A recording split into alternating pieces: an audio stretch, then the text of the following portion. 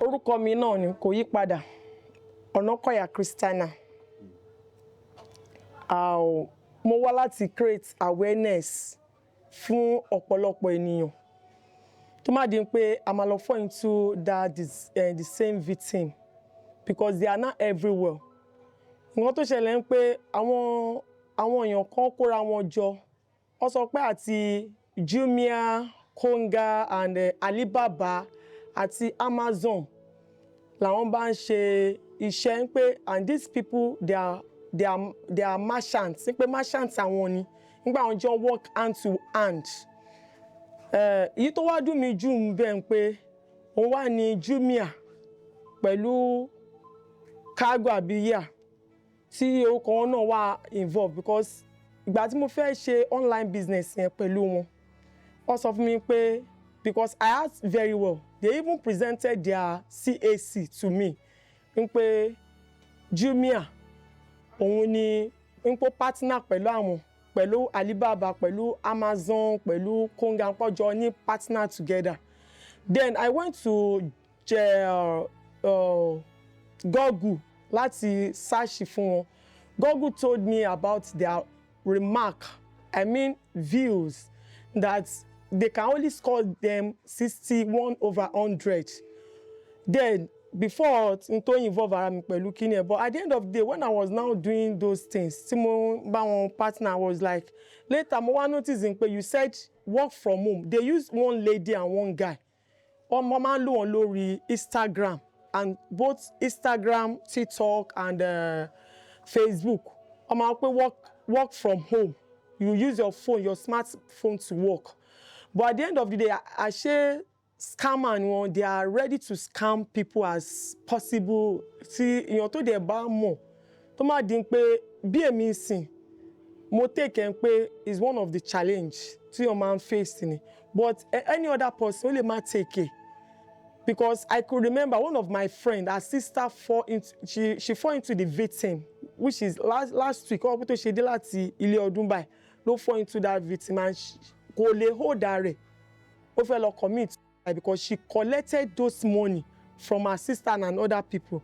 Then at the end of the day, tẹ́mi ṣe wá mú ọ̀rọ̀ yẹn fún ẹ̀gbọ́n náà pọ̀ ti ṣe fún àbúrò òun náà. Then at the end of the day, àwa jọ ń ṣe transaction yẹn lọ.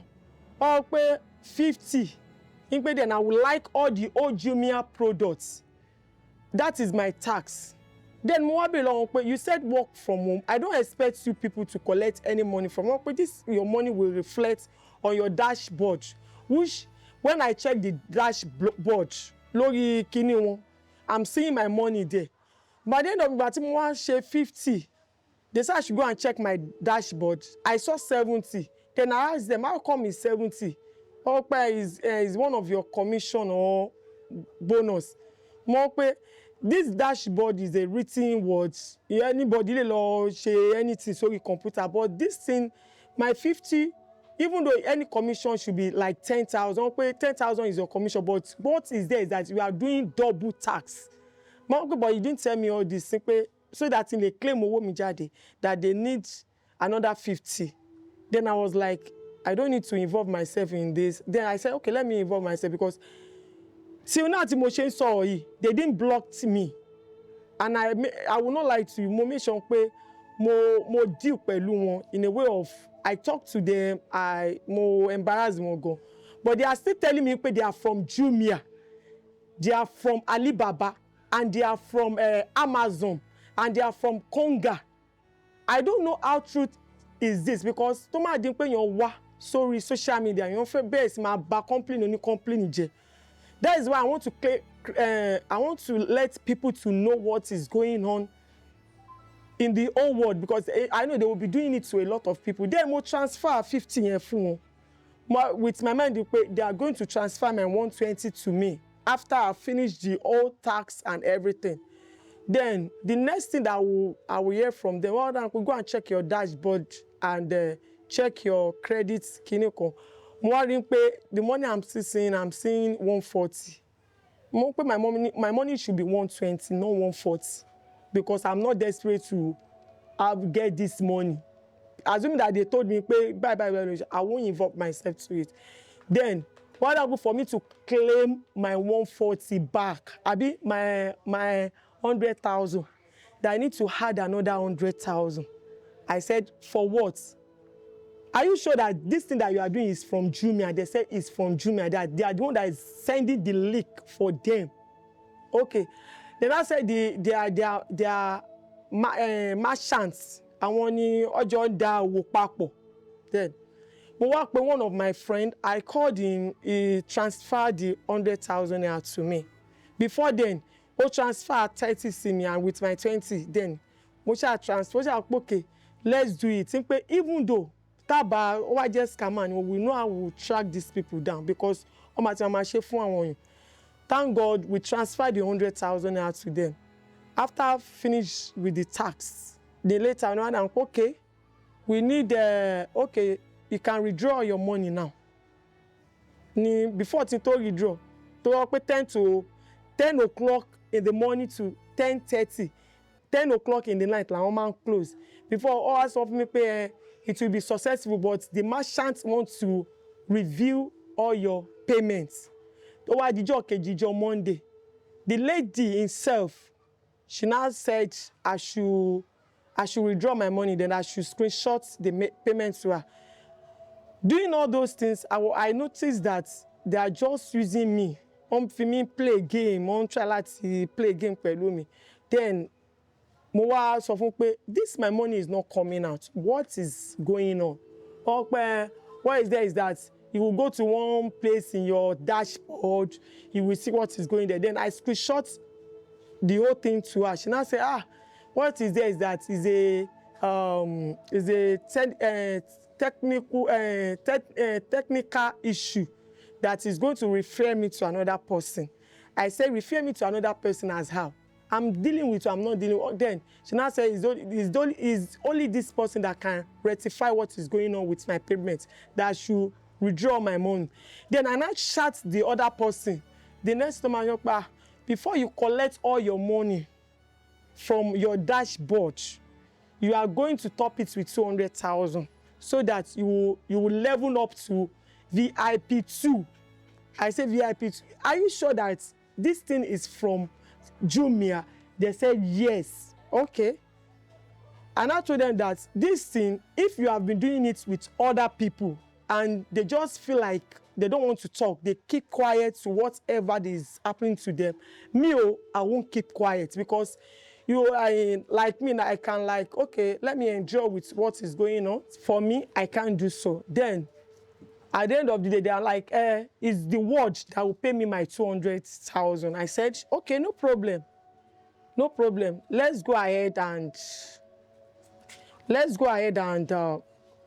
fight the war between ourselves, because Jumia, Amazon, and Konga, and all the rest merchants that you people call, they are going to involve in it, and I will collect my money. And those people that they are involved, they are into me, they are going to collect their mom, and you are trying to blackmail the complaint. At the end of the day, we are like, okay, let me stop there. Then I contact my people. I contact Free Rights TV that they should come and let me create awareness for people. They are going to post all the evidence to the page so that you will know how to avoid such mistake, because kò easy ní Nigeria ń sìn, kò easy rárá tí èèyàn máa fi owó ṣòfò, but ẹ̀kọ́ ló ń kọ́yàn. Now àwọn tó máa lọ dín pẹ̀lú mi máa tún lọ fall into the same mistake. Ni mo ṣe wò pé I want to create the awareness, because kò easy tí èèyàn kan wà ní kọ̀rọ̀ ibì kan tó wá máa gbáyàn. They are like 50 in number in the WhatsApp group.